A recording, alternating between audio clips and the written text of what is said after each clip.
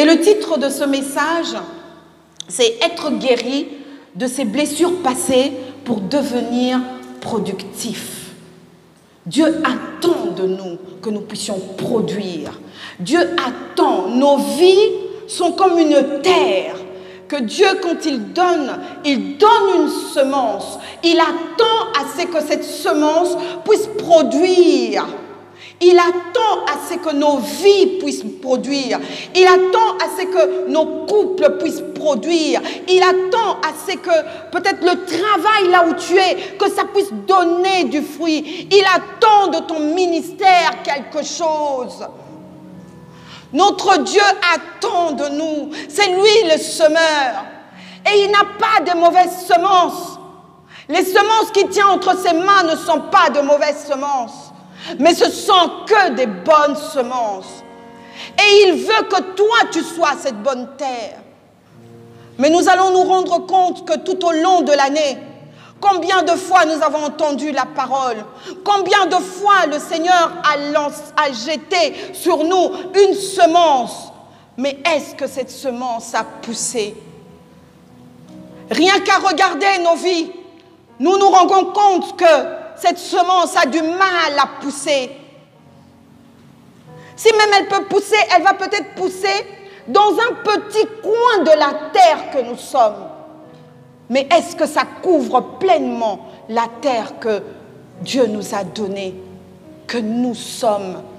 Dieu veut que nous puissions être ces hommes, ces femmes, comme nous avons accepté le Seigneur Jésus dans notre vie, que nous puissions vivre une vie abondante. Donc tout ce que nous devons faire doit abonder. Peut-être que certains pensent que c'est comment on dit ça? Des paroles en l'air, mais ce ne sont pas des paroles en l'air. Ce que moi je suis devenue et qui se trouve devant vous, ce n'est pas un fruit du hasard. Ce que vous êtes, ce n'est pas un fruit du hasard. Nous avons un jour fait un choix dans notre vie. Nous avons fait un choix peut-être de suivre une mauvaise parole, ou alors nous avons fait le choix de faire une bonne parole. Que ça soit la mauvaise, que ça soit la bonne, un jour ça pousse dans notre vie. Et de l'extérieur, on peut voir quel genre de vie que tu as. Et aujourd'hui, les enfants de Dieu sont les plus frustrés. Parce qu'ils croient à un Dieu de miracles, ils croient que notre Dieu est capable de faire dans leur vie, mais au fait, ce qu'il dit ne se réalise pas dans leur vie. Ils ne voient pas cela. Ils sont encore les plus malheureux. Les églises, si je peux dire, rassemblent même les gens les plus malheureux. Pas parce que Dieu ne veut pas regarder à eux, mais parce qu'ils n'arrivent pas à produire. Nous focalisons toute notre pensée sur des choses qui ne vont jamais nous aider à aller de l'avant. Non. Quand nous venons dans le Seigneur nous a donné, vous savez, il y a un commandement, on dit « Tu aimeras ton Dieu de toute ta force, de toute ton âme et de toute ta pensée. » Tout de nous se trouve dans la pensée. Mais aujourd'hui, quel genre de pensée as-tu? Te focalises-tu sur quelle pensée? Tu vas voir qu'en tant qu'enfant de Dieu, nous nous focalisons plus sur les pensées de souffrance, sur les blessures que les gens ont réalisées dans nos vies, que de se focaliser sur une parole, sur une pensée du Seigneur. C'est pour ça que le Seigneur nous dit que sa pensée soit la première dans nos vies et pas la pensée d'une blessure, de ce que quelqu'un t'a fait ou que tu as subi. Aujourd'hui, les enfants de Dieu n'ont que ce langage. Ah, mais moi, on m'a fait souffrir dans ma vie. Mais non! Il faut que nos langages changent. Mes amis, il faut que nos langages changent. Nous ne pouvons pas, à tout moment, être des blessés de guerre. Vous savez, les blessés de guerre, vous regardez les films, souvent les films américains où il y a eu qu'on a envoyé peut-être des soldats qui sont allés dans un pays et puis ça s'est mal passé pour eux. Ils ont vécu tellement des choses vraiment, comment on va dire ça, traumatisants. Et puis après, quand ils reviennent, comme Rambo, eh ben, ils veulent tout détruire. Ah, vous avez jamais aimé ce film-là, Rambo? Il y a même le Rambo, le vieux, qui est sorti. Vous pouvez aller regarder. Donc lui, sa vie, il est un blessé de guerre. Vous savez, quelquefois, ces films-là sont le reflet de ce que nous sommes. La guerre, ce n'est pas simplement aller au Vietnam, aller à comment on va appeler ça, en Irak. Non, les guerres, même c'est dans notre famille. On a des guerres dans notre famille, on a des guerres dans nos couples, on a des guerres au niveau du travail, on a des guerres partout. Partout. Mais toi, ne sors pas de là un blessé à vie. Ne sors pas de là. Vendredi, nous avons commencé ce bon message. Mais c'est dommage que tu n'as pas été là. Mais le Seigneur m'a dit non, rappelle aussi à ceux qui n'étaient pas là. Donc, je préfère rappeler un tout petit peu. Alors, nous avons vu, vendredi, nous avons parlé d'une personne. Et cette personne s'appelle Joseph. Joseph, pour ceux qui ne connaissent pas la parole de Dieu, était l'un des fils de Jacob. D'accord? Et Jacob venait d'une de ses femmes qui l'aimait, Rachel. Cet enfant, Joseph, on nous dit qu'il était aimé de son père. Aimé de son père. Mais problème, c'est que même sa mère, on ne nous dit pas là où sa mère dit, où la parole dit qu'il était aimé de sa mère. Vous savez, le père peut vous aimer, mais si la mère ne vous aime pas, ça fait trop mal. Vous savez, quand j'étais enfant, le fait que j'étais élevée par une belle-mère, je me disais, pendant tout le temps, je me disais, ma mère, elle ne doit pas m'aimer. J'ai vraiment vécu avec ça pendant très longtemps, en disant, non, ma mère, elle ne peut vraiment pas m'aimer, parce que si elle l'aimait, si vraiment elle m'aimait, c'est comme ça que je me disais seule, quand j'étais seule en train de parler, si vraiment elle m'aimait, elle allait tout faire. Au moins me rencontrer devant l'école. Au moins que je la voie devant l'école, ou quand je faisais mes activités sportives, qu'elle vienne au moins voir. Mais jamais, au grand jamais, ma mère s'est présentée. Et un jour de mes 10 ans, il y a eu une de mes tantes qui est venue, qui a fait forcing. Mon père était dur. Il a fait forcing et on l'a quand même fait rentrer. Je ne savais pas que c'était ma tante. J'ai vu une personne qui était là, qui était assise. Et elle m'appelle Gina. Comment tu vas? Oh là là, qu'est-ce que tu as grandi? Tu es toute belle, tu es mignonne. Bon, soit, je n'ai pas compris qu'elle ne s'intéressait pas à mes frères, mais que à moi. Après, j'entends mon père m'appeler. Gina, viens ici, assieds-toi là. Donc, je m'assois et il me présente ma tante. Il me dit, voilà, c'est la sœur de ta mère. Je la regarde. Je ne voyais rien d'elle, puisque je n'avais jamais connu ma mère. Je ne connaissais pas son visage. Bon, soit. Et quand on s'est assis, la première chose que ma tante me pose comme question, est-ce qu'on te fait souffrir? J'ai dit, mais c'est un piège. Pourquoi elle va me poser cette question? Je lui ai dit, non, tout va très bien. Elle me repose deuxième fois, troisième fois. J'ai dit, Gina, tu ne pleureras pas. Il faut que tu tiennes, quel que soit. Tu n'as pas besoin de pouvoir sortir les secrets de la maison. Elle a insisté. Je lui ai dit, non, je suis très bien ici. Si tu veux, tu peux aller dire à ma mère que même si elle m'a laissé tomber, mais moi, j'ai retrouvé une maman et je suis avec mon papa. Cette femme est partie, elle m'a dit après, c'est maintenant qu'elle me dit qu'elle a pleuré.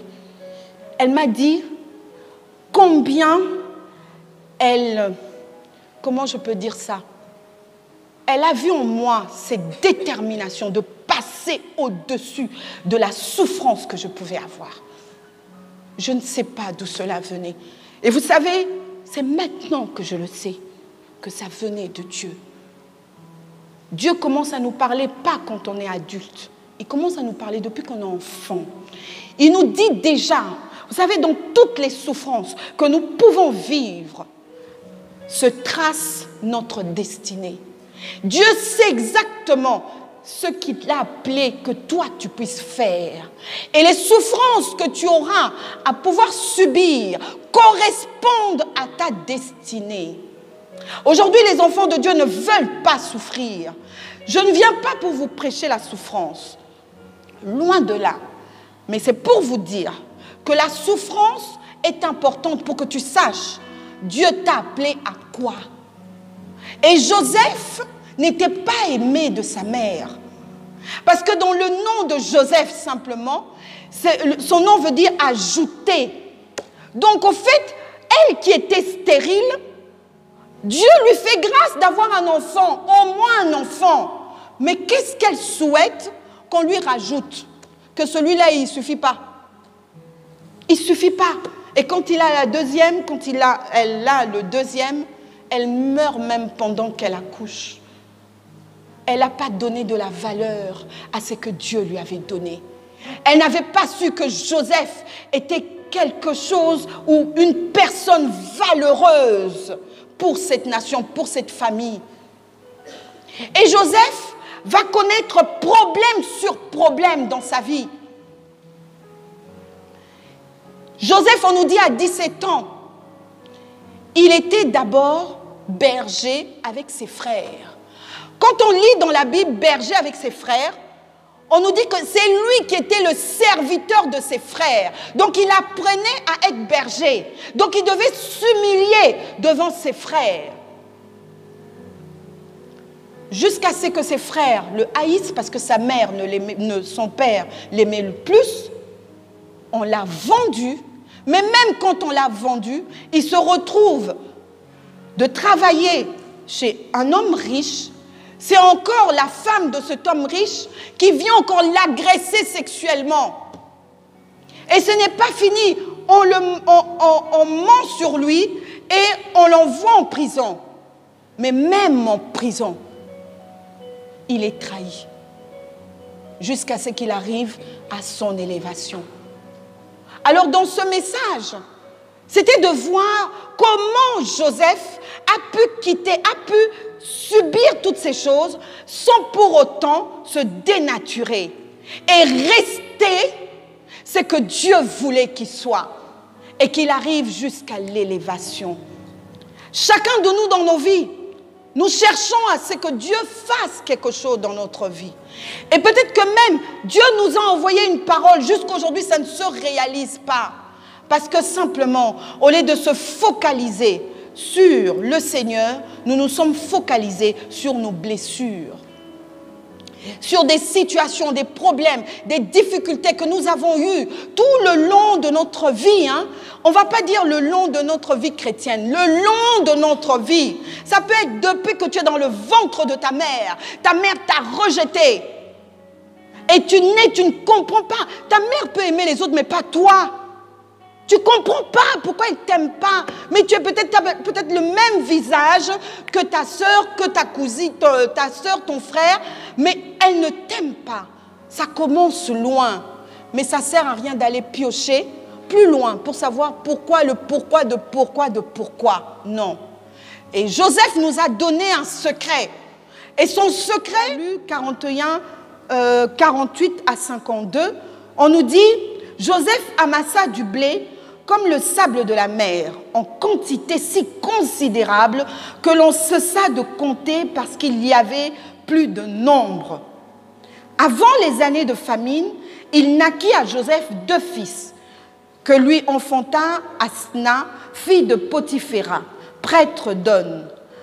Joseph donna au premier-né le nom de Manassé, car il dit, Dieu m'a fait oublier toutes mes peines et toute la maison de mon père. Et il donna au second le nom d'Éphraïm, car, dit-il, Dieu m'a rendu fécond dans le pays de mon affliction. Amen.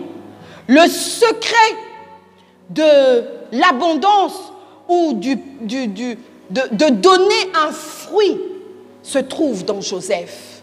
On nous dit que Joseph, premièrement, il a le premier enfant qu'il appelle Manassé, c'est-à-dire oubli.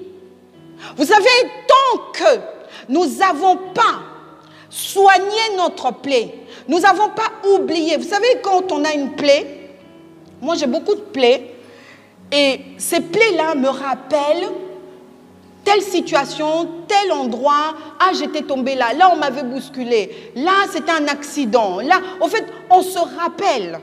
On ne va pas dire que Joseph a oublié sa famille, comment il s'appelait, non.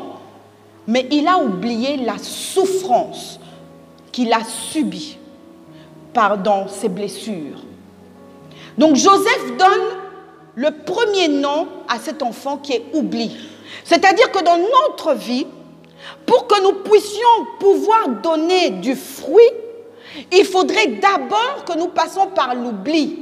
Il faudrait d'abord que nous soyons consolés. Et cette consolation-là, ce ne sont pas les humains qui viendront pour te consoler. La plupart de fois, quand nous avons un problème, nous avons une difficulté, nous vivons quelque chose qui nous fait mal. Vous vous rendez compte? Tu viens mettre simplement ta tête sur l'épaule d'une personne et c'est même cette même personne qui va te trahir. Oh, dis bien amen, parce que nous tous, ça nous est déjà arrivé. Dieu veut simplement nous dire que si ta plaie, si ta blessure n'est pas pensée, n'est pas soignée, n'a pas cicatrisé, tu ne pourras pas aller de l'avant, tu ne pourras pas produire. Vous savez ce qui s'est passé dans le désert? Les enfants d'Israël, quand ils ont quitté l'Égypte et qu'ils sont entrés dans le désert, le Seigneur leur a dit, je vous donne, je vous envoie ou je vous ramène dans le pays où coule le lait et le miel. C'était une promesse que Dieu avait faite à ses enfants. Donc il les a sortis de leur affliction. Il les a sortis de tous les problèmes, les difficultés qu'eux, ils connaissaient. Ils sont entrés dans le désert. Mais arrivés dans le désert, ils ont oublié. Or, le désert, c'était un lieu où Dieu voulait leur s'occuper d'eux. Il fallait qu'ils puissent penser. Il fallait qu'ils puissent guérir les plaies. Mais toutes les plaies des enfants d'Israël étaient grandes ouvertes. C'était impossible. Ils ne voulaient pas entendre parler de guérison. Pourtant, Dieu s'est révélé en eux de toutes les manières. Vous savez, quelquefois, Dieu se révèle à nous. Nous dit même quelque chose en nous disant, pardonne à ton frère. Mais non, tu ne crois pas. Tu dis, ah non, non, non, non, non, parce que je peux pardonner à tout le monde, mais sauf à cette personne. La plaie ouverte. Et cette plaie, comme elle était ouverte, elle s'est infectée. Et Dieu a dit, non, ce n'est pas vous qui allez entrer, ce sont vos enfants. Il doit d'abord vous finir. Et quand les enfants d'Israël, ils sont tous morts, on se retrouve avec une nouvelle génération. Et cette nouvelle génération, c'est Josué qui les conduisait. Mais Josué encore a eu cette instruction de pouvoir, comment on dit ça, circonciser tous les guerriers ou tous les hommes qui étaient nés dans le désert. Alors Dieu leur a dit une chose. Tant qu'ils sont encore blessés, vous ne continuez pas la route. Vous attendez jusqu'à ce que tous leurs plaies soient guéries. C'est à ce moment-là que vous pouvez partir. C'est à ce moment-là que tu peux être productif. Si tu as encore une plaie et que cette plaie, Dieu n'a pas consolé, Dieu n'a pas guéri cette plaie, ça sera difficile pour toi qu'une nouvelle peau puisse pousser. Et c'est de ça que nous avons parlé Nous avons dit que nous avons tous besoin de la consolation de Dieu. Et cette consolation-là, ça ne vient pas des hommes. Cette consolation vient de Dieu. Notre Dieu a envoyé le Seigneur Jésus pour pouvoir guérir les cœurs brisés. Et nous avons tous, d'une manière ou d'une autre, avons été blessés dans notre vie. Nous vivons peut-être 20 ans, 30 ans, 40 ans avec une blessure, mais nous ne faisons pas le choix de pouvoir guérir. Et vendredi, je disais, tout commence par le choix. Veux-tu être guéri? Dieu ne viendra pas te guérir parce que simplement tu es à l'église. Non! Il faut que tu manifestes ce choix. C'est pour ça qu'il envoie le Saint-Esprit. Et le Saint-Esprit sonde nos cœurs. Et il fait remonter en nous quelquefois une souffrance que tu ne connaissais plus ou que tu avais carrément refoulé quelque part. Et le Saint-Esprit le relève, le remonte à la surface. Et quand il le remonte à la surface, mon ami, fais le choix de pouvoir te séparer, de pouvoir oublier. Parce que sans cela, tu ne pourras pas produire. Tu ne pourras pas. Aujourd'hui, on se retrouve dans les églises. Il y a plus de blessés dans une église que des hommes vaillants, que des femmes vaillantes. Or, Dieu attend de nous. Si nous sommes toujours blessés, ça ne sert à rien qu'on aille à la guerre. Nous avons la guerre à l'extérieur. Nous devons gagner des gens. Beaucoup de gens attendent de nous. Mais ils n'attendent pas sur des personnes blessées. Ils attendent des vaillants héros, des victorieux. C'est cela que Dieu attend.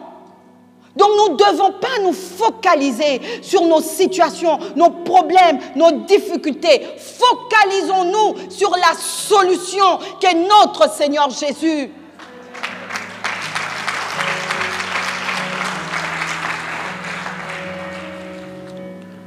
Donc nous sommes appelés, et j'avais dit, après le choix, ça c'était vendredi, nous devons prendre conscience. Je pense qu'en tant qu'enfants de Dieu, nous ne prenons pas conscience que Dieu est un Dieu bon.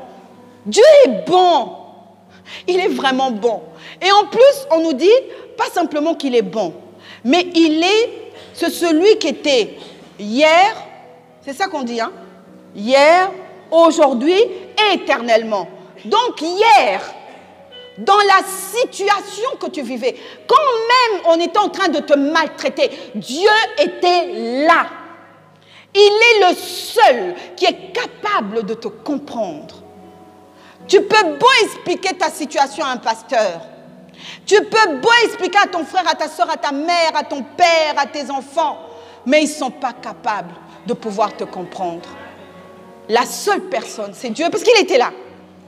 Donc il pouvait voir dans cette souffrance-là, ce que toi tu ressentais, il était là. Amen. Donc prends conscience de cela. Dieu n'est pas amnésique. Il n'oublie pas ce genre de choses. Tu as souffert, il fera tout pour te venger. Ça c'est sûr et certain. Et nous avons dit aussi que nous devons écouter la parole de Dieu. La parole de Dieu est comme cette baume. Vous savez, quand dans la parabole de bon samaritain, on nous dit qu'un homme avait été blessé, enfin attaqué par des bandits. Et un bon samaritain descendait de Jérusalem et voit cet homme. Il ne laisse pas cet homme dans cette situation. Cet homme était à demi-mort, blessé de partout. Vous savez de quelle manière vous venez devant le Seigneur, blessé de partout. Mais le Seigneur prend son temps. Il a pris son temps de déverser, de prendre d'abord le vin. Il a déversé sur les blessures. Bien sûr, ça fait mal parce qu'il faut le désinfecter. Ça va te faire mal au début. Quand Dieu te dit non, il faut que tu pardonnes. Tu dis non, Seigneur, je ne peux pas. Je ne peux pas pardonner. Non, non, on m'a fait trop souffrir. Ça fait mal. Cette parole-là fait mal. Non. Le Seigneur, il met son huile, le Saint-Esprit, parce que tu ne peux pas le faire par toi-même. Le Saint-Esprit vient et il te prend la main. Il te dit si, Si, il faut que tu arrives à pardonner. Vous voyez, le Seigneur nous envoie une parole qui est comme un genre de baume pour pouvoir cicatriser nos plaies. Cicatriser. Et je disais encore que cette parole, nous ne devons pas simplement pardonner aux autres, mais pardonner à nous-mêmes. Quelquefois, les blessures que nous avons, ce ne sont pas les blessures que les autres nous ont fait, mais ce sont des blessures par rapport à notre méconduite. Nous avons peut-être fait un avortement, nous avons peut-être tué une personne, bon je vais exagérer, nous avons tué une personne, nous avons fait du mal aux autres et ça nous culpabilise. D'accord? Et nous avons l'impression qu'on nous pardonne. Je ne me pardonnerai jamais. Si, il faut se pardonner. Il faut se pardonner, c'est important. Sinon, toutes ces blessures vont t'empêcher de pouvoir produire. C'est ça la consolation de notre Dieu. Et la dernière chose, c'était que nous avons besoin des autres. Cet homme qui était trouvé par terre par le bon samaritain, l'a récupéré, l'a mis sur son cheval. Et quand il l'a mis, il l'a ramené dans une maison. Le Seigneur t'a ramené dans cette maison arbre de vie. Mais quand il t'a ramené dans cette maison arbre de vie, ce n'est pas pour que tu sois un singleton, mais c'est pour que les autres puissent t'aider. C'est pour ça que c'est important. Même quand, Lazare sort du tombeau, il sort, mais qu'est-ce que Dieu dit? Déliez-le. Est-ce qu'il était capable lui-même d'enlever toutes les bandelettes qui étaient sur lui? Non, c'était les autres. C'était pas Jésus, Parce que Jésus avait la capacité de dire une autre parole et que les bandelettes puissent s'enlever. Non, il a dit aux autres qui étaient là. Donc les autres pour toi sont une bénédiction. Alléluia, acclame pour l'autre qui est à côté de toi.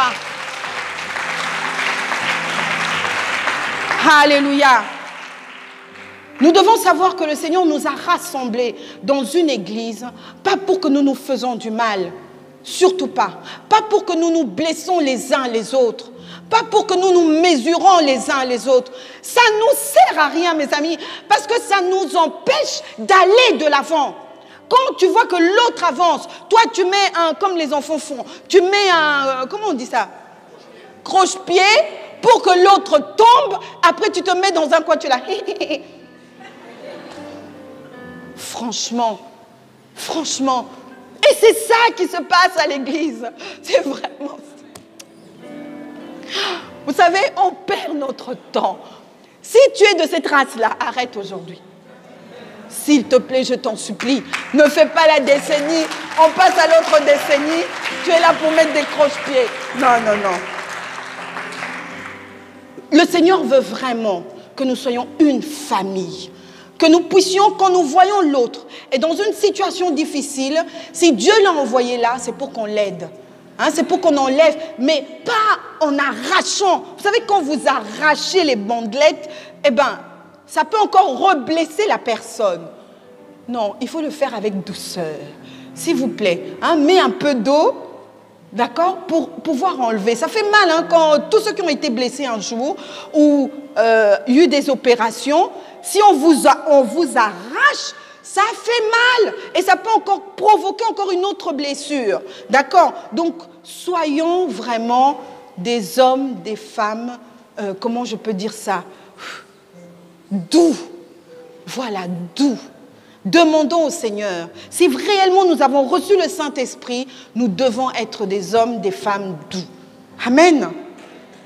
Que le Seigneur soit béni. Et ce matin, nous voulons passer à l'autre enfant. Parce que nous avons commencé avec Manassé, nous avons considéré toutes ces choses, nous savons que seule la consolation de Dieu peut faire et nous devons passer maintenant à devenir fructueux. Amen. Et donc on nous dit que Joseph, son deuxième fils, il a appelé Éphraïm. Éphraïm en disant « Dieu me rend fécond dans le pays de mon affliction ». Vous savez, Dieu, il a ces choses à lui. Franchement, moi, j'arrive jamais à comprendre Dieu. Je ne sais pas si toi, tu l'as déjà cerné. Parce qu'il y en a des gens qui croient qu'ils ont déjà cerné Dieu. Donc, au fait, quand je fais ça, Dieu va faire ça. Et puis, non, non, non, on ne cerne pas Dieu. Ce n'est pas possible. Vous vous rendez compte que Dieu a fait que dans son lieu d'affliction, là où même il a souffert, là où les gens se moquaient de lui, là où les gens le piétinaient, mais c'est seulement là où Dieu te fait... non, non, non. Là, il faut que je dise avec des mots, parce que quand je dis avec des gestes, bon, j'ai l'habitude de prêcher un peu avec les gestes. Bon, vous savez, une semence, on marche dessus, on le jette sur la terre. Tu ne sais pas, tu vas marcher dessus. Tu peux même cracher, hein. Vous savez, on crache un peu. J'ai remarqué ça en Guadeloupe, les gens crachent n'importe où. Bon, je ne sais pas si c'est... Bon, ce sont mes yeux, il faut que j'oublie ça. On peut cracher sur la semence, d'accord? On peut même faire pire. Donc, c'est-à-dire, comme les enfants, quelquefois, ils ont du mal d'aller aux toilettes. Non, ils cherchent comment on appelle ça? Des chemins raccourcis. Ils regardent à gauche, à droite, il n'y a personne, ils font un petit caca là. Moi, je vis avec mes enfants et c'est ça qui m'aide à pouvoir avoir de l'inspiration. Vous savez, la graine qu'elle a, d'accord? Jamais elle va se plaindre. Jamais. Et vous allez voir qu'un jour, ça donne des tomates. Tu vas oublier qu'à cet endroit-là, on avait craché. Tu vas oublier qu'un petit garçon avait fait caca là. Tu vas tout ça, tu vas oublier. Que tu avais même marché dessus, tu vas oublier. Mais des tomates, tu vas mettre sur ta table, tu vas bien décorer ta table. Tu vas oublier que ces tomates-là, d'où ça vient? Maintenant, vous voyez que notre Dieu, c'est un Dieu incompréhensif. Mais le Saint-Esprit nous aide à le comprendre. Amen. Donc, lui-même, dans la situation, dans les problèmes, là où tu étais même blessé, c'est là où il veut faire pousser quelque chose. Ce qui est bizarre. Tu es peut-être un homme, une femme, tu ne pardonnes pas. Mais quand tu vas pardonner, c'est même là que toi, maintenant, tu vas devenir un instrument pour amener les autres à pouvoir pardonner. C'est incompréhensif. C'est vraiment incompréhensif. Alors, le pays de l'affliction, pour Joseph, c'était l'Égypte. Vous vous rendez compte, cet enfant, ce jeune homme, il a commencé jeune, hein, parce qu'après, il était quand même vieux. Il a commencé à 17 ans. À 17 ans, il a été vendu, il était seul, sans papa, sans maman, sans ses frères. Lui qui était habitué d'en vivre avec une famille, mais s'est retrouvé seul. En Égypte, l'Égypte est ce monde-là que nous tous, nous connaissons aujourd'hui. Ta difficulté, c'est ton Égypte. Ton problème, c'est ton Égypte. Ta maladie, c'est ton Égypte. Parce que c'est en Égypte qu'il y a toutes ces choses. Là où Dieu est, il n'y a pas de maladie. Là où il y a Dieu, il n'y a pas de tristesse. C'est ça qu'il nous promet. Il dit, un jour, nous n'aurons plus de maladie. Nous n'allons plus verser des larmes. Il essuiera toutes nos larmes. Le pays où il veut que nous arrivons, c'est un pays où il n'y a pas de larmes. Il n'y a que la joie, il n'y a que la paix, il n'y a que l'amour. Il veut que nous arrivions à là. Mais dans le pays de notre affliction, là où nous avons des problèmes, là où nous avons des difficultés, là où même personne ne veut nous parler, là où personne ne veut nous dire bonjour, vous savez, ça fait mal au cœur. Moi, d'autant plus, vous voyez ma petite taille. Quand je passe entre les personnes, souvent on ne me voit pas. Ah, les gens, ils sont surpris. Ah, prophétesse, tu es là. Et puis, j'ai vu des gens, ils font exprès. Ils m'ont vu, hein, mais ils ont fait comme si... Je les regarde au coin de l'œil. Ils ont fait comme si ils ne m'ont pas vu. Ils disent, de toute façon, elle est petite de taille. Bon, c'est comme si on ne l'a pas vue. Ça fait très mal. Je ne vous dis pas que venez me dire bonjour tout le temps. Non, ça ne va rien m'apporter. Pas du tout. Mais simplement pour vous dire, parce que vous le vivez aussi. Hein, tu peux être dans une entreprise, on ne s'occupe pas de toi. Hein, on te voit avec une autre personne, on dit bonjour à l'autre, pas toi. Ça fait mal. Mon Dieu, qu'est-ce que ça fait mal. Et puis quand Dieu te révèle quelque chose sur l'autre, il te dit, bon, il faut que tu pries pour cette personne. Et Seigneur, il ne me dit même pas bonjour. Comment je vais prier pour lui? Non, dans le pays de notre affliction, Dieu veut que nous puissions produire. Il veut que nous puissions produire. Alléluia. Quel que soit, Dieu, il n'en a rien à faire. Que ça soit ton pays, vous savez, dans tous les domaines, que ça soit professionnel, relationnel, sentimental, ministériel. Moi, je vous dis, même entre nous les ministres, on se marche quelquefois. Entre nous, bon, je ne sais pas si entre nous, on se marche, vous m'excusez. Non, nous, ça ne nous est pas arrivé. Au nom de Jésus, ça ne va pas nous arriver. Oh! Ah non, non, non, non, non. Amen. Donc que ce soit même dans notre famille, dans notre propre famille, ça peut être notre lieu d'affliction. Mais comment nous devons faire? Le Seigneur nous dit, c'est lui notre consolation. D'accord? Mais il ne veut pas simplement que nous oublions et nous arrêtons là. Non, il veut là où nous avons oublié. C'est là où nous devons encore faire pousser quelque chose. Alléluia.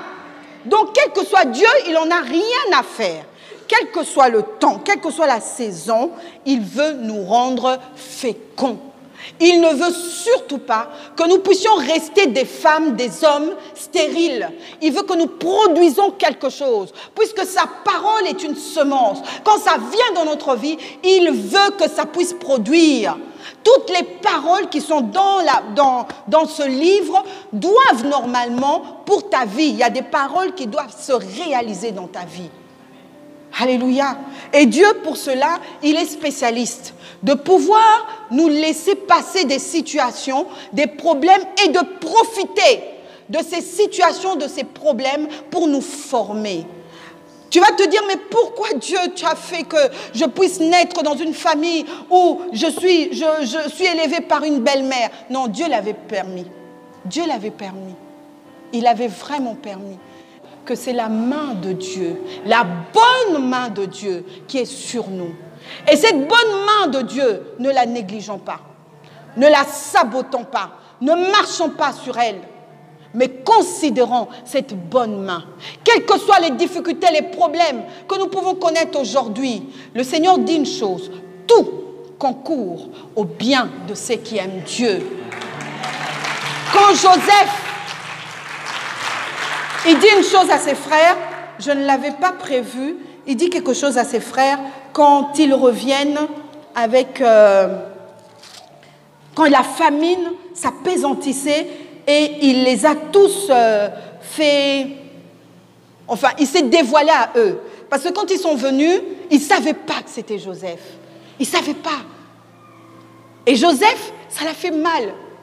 Il est allé pleurer dans un coin. Après, il s'est ressuyé les larmes. Il est revenu. Il a enlevé tout, c'est parce qu'ils avaient un peu tout le maquillage. Il a tout enlevé. Il a dit, voilà, je suis votre frère. Dieu a tout changé. Je ne sais pas si on peut me trouver ce mot-là. Au fait, on ne dit pas que Dieu a changé le mal que vous m'avez fait en bien. Donc, ce mal que vous avez fait pour moi en bien, au fait, c'était pour le bien de tout le monde. Est-ce que vous êtes capable de le dire? C'est pas facile, mais si cet homme a pu, il est un homme qui avait la même chair, les os comme nous. Il n'y avait même pas le Saint-Esprit à cette époque pour l'aider. Il n'y avait pas un pasteur, un ancien, un diacre, un apôtre pour t'aider. Il était seul. Tu as trouvé ces 50, 50, 20.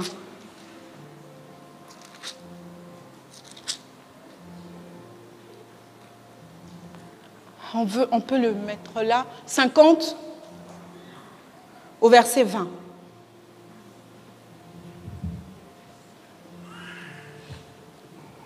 Genèse 50, verset 20. Vous aviez médité de me faire du mal. Dieu l'a changé en bien pour accomplir ce qui arrive aujourd'hui, pour sauver la vie à un peuple nombreux. Amen. Vous vous rendez compte qu'aujourd'hui, vous vous arrêtez simplement à des blessures et vous pensez que Dieu vous justifie. Ah oui, c'est normal, tu as trop souffert. Ce n'est pas la peine. Non. Il a permis cette souffrance. Il a permis un jour que tu sois violé. Il a permis un jour que tu te retrouves au chômage. Il a permis un jour que tu sois injurié. Il a permis un jour que tu sois malade. Il a permis. Mais c'est le Dieu qui console. Et quand il t'a consolé, quand il t'a sorti de là, sache une chose, ce n'est pas pour toi, mais c'est pour faire du bien à un peuple nombreux. Il y a beaucoup de gens sur la terre qui ont la même situation que toi, qui vivent le même problème, mais ils ne savent pas comment s'en sortir. Mais Dieu, lui, t'a fait grâce, que toi, tu aies une parole, que toi, tu comprennes, toi, tu sois consolé. Mais de cette consolation-là, va maintenant faire du bien à plusieurs, à un peuple nombreux. C'est pour ça que nous commençons, bientôt nous allons arriver à cette nouvelle décennie. N'entrons pas dans cette nouvelle décennie avec des blessures. Nous devons les laisser en arrière et marcher en avant. Oublions tout ce qui est en arrière. Nous fixer que sur la personne de Christ. Il est le seul. Le seul. Vous savez, souvent, Joseph, on le compare à Jésus. Jésus a déjà souffert pour nous, hein. Il a porté toutes nos blessures. Sur la croix, il a porté tout ce qu'il a eu comme plaies. C'était pour nous, pour guérir nos plaies. Pour guérir toutes nos plaies. Nous n'avons pas aujourd'hui une raison de dire non, je ne peux pas m'en sortir. Si, tu peux t'en sortir. Moi, je refuse toutes les personnes qui disent « Ah non, c'est trop dur, je suis incapable. » Si tu es capable, parce que Jésus l'a déjà fait. S'il ne l'avait pas fait pour nous, c'est là où on pouvait dire que non, nous ne sommes pas capables. Mais lui, il l'a fait injustement. Injustement, il l'a fait. Il ne le méritait pas. Qu'est-ce qu'il a fait du mal sur la terre? Il est venu simplement t'aider. Il est venu t'aider. C'est à toi maintenant de comprendre et de te focaliser sur lui et non de te focaliser sur ta situation, sur ton problème. Oublie. Et à chaque fois que tu mettras de côté, tu feras le choix de pouvoir choisir la parole de Dieu, de pouvoir choisir la pensée de Dieu, qu'une nouvelle chose, un nouveau chemin va se tracer pour toi. Il faut que tu saches que ce que tu vas être demain, c'est à toi de le désirer aujourd'hui.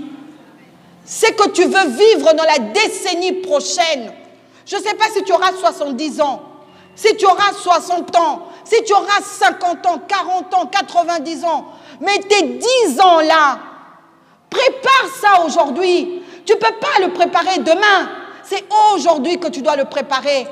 Tu dois prendre conscience que si tu ne le prépares pas, tu vas subir, parce que ce monde va devenir de plus en plus méchant. Les gens deviendront encore de plus en plus, comment on va dire, infidèles. Mais si toi, tu ne sais pas qui tu es, si toi, tu ne réalises pas qu'à la croix, Jésus a tout accompli pour toi, comment veux-tu vivre quelque chose de bon? Comment? Tu ne pourras pas. Après, tu donneras tort à tous ces hommes de Dieu avec des onctions XXX, XL, mais qui n'arrivent pas à pouvoir t'aider dans ta situation parce que toi-même, tu ne le veux pas. Tu ne le veux pas. Vous savez, quelquefois, on aime bien qu'on s'occupe de nous. Alors, on aime bien entretenir. Moi, une fois, je m'étais blessée. J'avais découvert ça quand j'étais petite. Quand il y a une petite plaie qui commence à guérir, vous savez, ça fait du bien. Quand vous l'appuyez, ça fait un drôle de bien. Oh là là, je suis seule. Ah, vous avez jamais senti? Ah, mon Dieu, qu'est-ce que ça fait du bien. C'est dommage que je ne me blesse plus. Mais une petite plaie, hein, juste une toute petite plaie. Et quand vous le massez, ça fait un bien. Je ne peux pas vous expliquer ça. Il n'y a que la personne qui a déjà vécu ça qui sait. Ça fait vraiment un drôle de bien. Et souvent, on se met... C'est comme, bon, là, bon. Vous savez, vous avez un petit bouton. D'accord? C'est bizarre, on dirait que ça vous attire à pouvoir le gratter. On dit ça vous fait un bien de pouvoir le... Pourtant c'est un mal, hein, mais ça vous fait un bien. Et il y a beaucoup de personnes qui sont comme ça. Beaucoup de personnes. Ils aiment entretenir le mal qu'on leur a fait. C'est comme si c'était bien de dire « Ah, mais moi, quand j'étais petite, on m'a violée. Oh, moi, quand j'étais petit, on m'a abandonnée. Oh, moi... » Au fait, ça attire... C'est comme si il aimerait que tout le monde s'apitoie sur lui. Et ça le fait du bien. Mais au fait, il reste sur place. Il n'avance pas. Dieu ne veut pas des gens qui s'apitoient. Non. Il faut que tu passes à un autre niveau. Ce n'est pas la peine de pouvoir pleurer sur toi-même. Ça ne sert à rien. En aucun moment, on a vu Joseph pleurer. Pour finir, je n'allais pas le dire, mais je préfère le dire. Vous savez, il y a une femme dans la Bible que j'aime beaucoup, c'est Anne. Anne, la mère de Samuel. Vous savez, Anne avait une rivale. Et son mari, qu'est-ce que son mari disait quand elle voulait avoir des enfants, mais qu'elle n'arrivait pas. On nous dit que Dieu l'a rendue stérile. Quand on nous dit Dieu l'a rendue stérile, c'est-à-dire que la situation, l'affliction qu'elle avait, c'est Dieu qui l'avait permis. Je vous dis, toutes les situations que nous vivons, Dieu le permet. Même si c'est nous-mêmes qui avons fait, mais Dieu l'a permis. Parce qu'il a besoin de nous former. Il veut faire sortir quelque chose en nous. Mais il doit nous donner d'abord la bonne forme. Si tu veux faire des floupes, il faut que tu donnes, je ne sais pas moi, le petit sac là. Il faut qu'il soit... Bon, j'ai un peu chaud, c'est pour ça que je pense à ça. Hein. J'en ai même pas de floupes. Soit, c'est pas grave, si quelqu'un veut bien acheter des floupes pour moi, ce serait une... Mais je ne pourrais pas prêcher avec un floupe quand même. Bon, si tu veux faire un floupe, tu dois donner la forme, d'accord? Pour que ça soit, au fait que ça reflète ce que tu veux. Dieu aussi, avant de pouvoir faire sortir ce que lui veut de toi, il doit te donner la forme. Et la forme, c'est dans les petites souffrances ou les grandes souffrances, ça dépend de ce pourquoi Dieu t'a appelé, toutes ces choses-là, il doit te former, il doit te tailler, il doit t'émonder, de manière que tu prennes la forme qu'il veut, de manière que ce qu'il va mettre en toi, quand ça va sortir dans une forme glorieuse. C'est ça qu'il veut. Donc, dans la situation de Samuel, Anne, Dieu voulait faire sortir un grand prophète. Mais ce n'était pas n'importe quelle femme. Il fallait qu'il rende une femme stérile. Mais pas n'importe quelle femme stérile, mais il fallait que cette femme-là puisse aussi le craindre. On nous dit que Anne craignait Dieu. Anne aimait Dieu. Elle était attachée à Dieu. Vous savez à quel moment où on l'injuriait qui était le plus fort? C'était le moment quand elle décidait, je vais aller adorer mon Dieu. Oh, je vais aller glorifier mon Dieu. C'est à ce moment-là que Pénina s'arrêtait. Tu vas aller glorifier quel Dieu? Ce Dieu-là qui t'a rendu stérile. Ce Dieu-là qui fait rien dans ta vie. Ce Dieu-là. Non. On nous dit, Anne, ne répondez même pas. Ne réponds jamais à ceux qui disent que tu es rien. Ne réponds pas à ces gens-là. La seule chose, regarde simplement à ton Dieu. Tu es peut-être stérile aujourd'hui. Rien de bon ne sort de toi. Mais toi, reste simplement les yeux sur ton Dieu. Jusqu'à ce que Anne, vous savez, son histoire est vraiment extraordinaire. Anne, elle monte, un jour elle monte. Vous savez, même au niveau de l'église, elle vient, elle se met à prier. Elle chante les cantiques. Elle pleure de tout son cœur. Elle dit, Seigneur, jusqu'à quand? Jusqu'à quand tu vas me laisser qu'on me fasse souffrir? Jusqu'à quand? Et même son mari lui disait une chose. Oh, mais c'est pas grave. Mais je t'aime comme tu es. Il y a des gens qui te disent ça. Je dis, oh mais non, mais ça sert à quoi? Tu n'as pas besoin de te marier, tu as déjà une maison, tu as ta voiture, tu as ton bon boulot, tu n'as pas besoin de te marier. Pourquoi je n'ai pas besoin de me marier? Ah si, j'ai besoin de me marier. Ah non, il ne faut pas écouter ces gens qui te disent, non, tu te suffis dans cette situation. C'est pas grave. Non, non, non, tu te suffis pas. Tu ne te suffis pas. Tu veux plus avec Dieu. Ah, il faut le désirer. Nous voulons plus avec Dieu. Alléluia. On laisse un peu le mari à part. Maintenant, elle arrive à l'église. Elle pleure. Elle se tord de partout. Elle prie même en langue. Le serviteur de Dieu qui vient, qui dit, oh, toi, tu as trop bu, toi.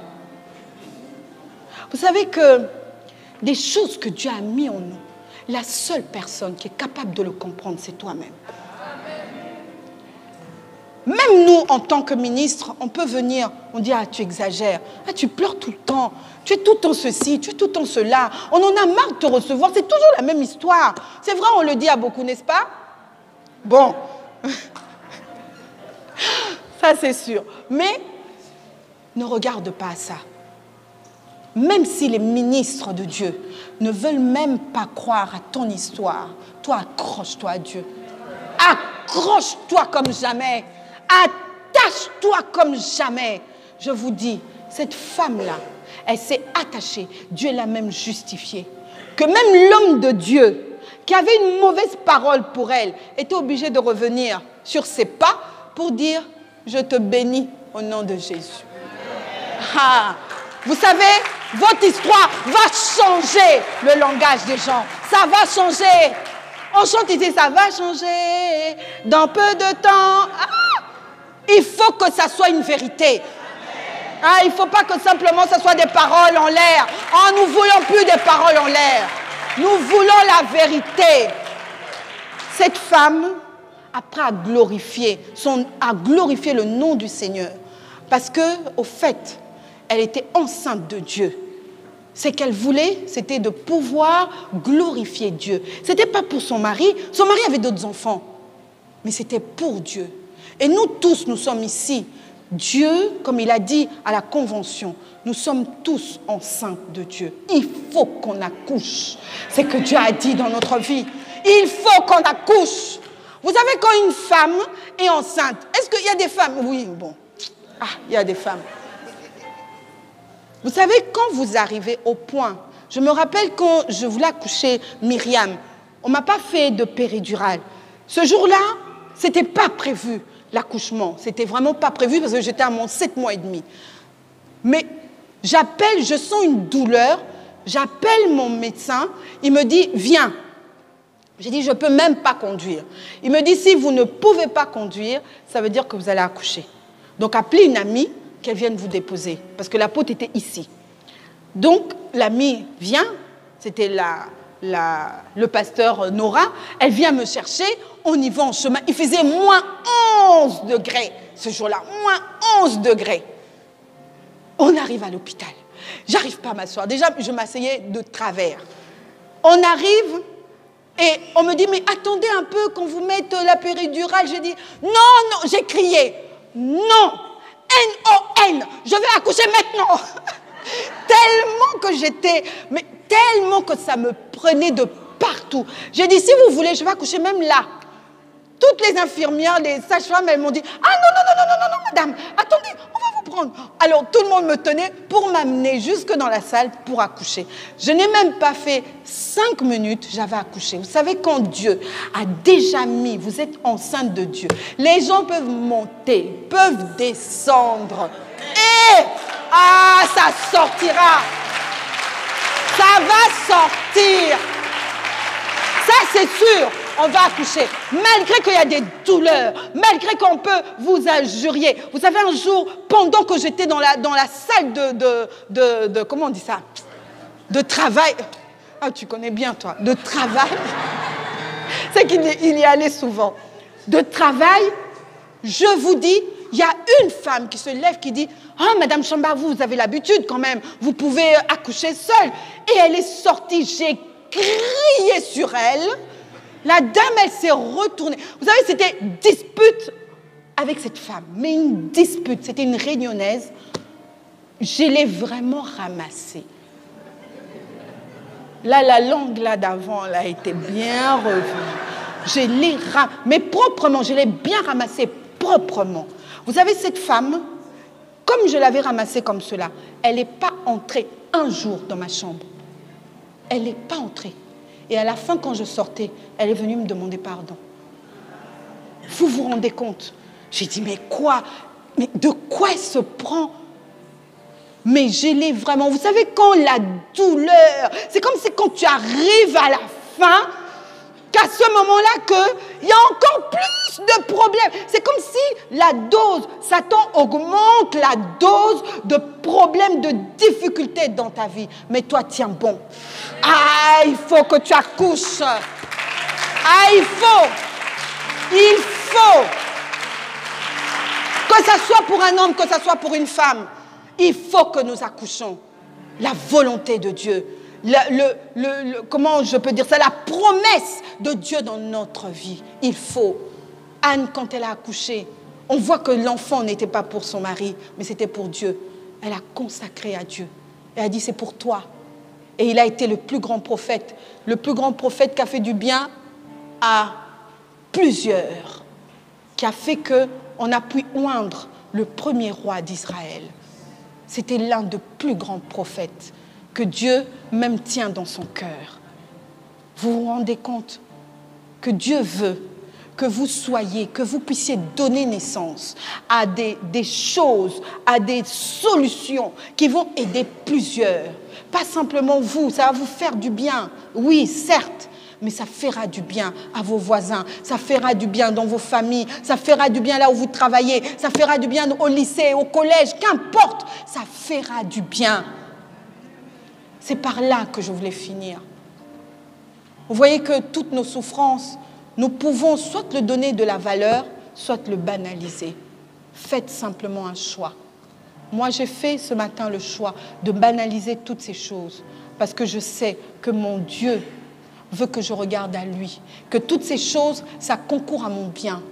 Ça me forme, ça me rend fort, ça me rend vaillant, de manière que, quelle que soit l'adversité, que je sache dire ce que je suis et que je reste fidèle à mon Dieu, que je persévère, quand même c'est difficile, mais que je persévère parce que je sais quelque part, quelque chose va sortir.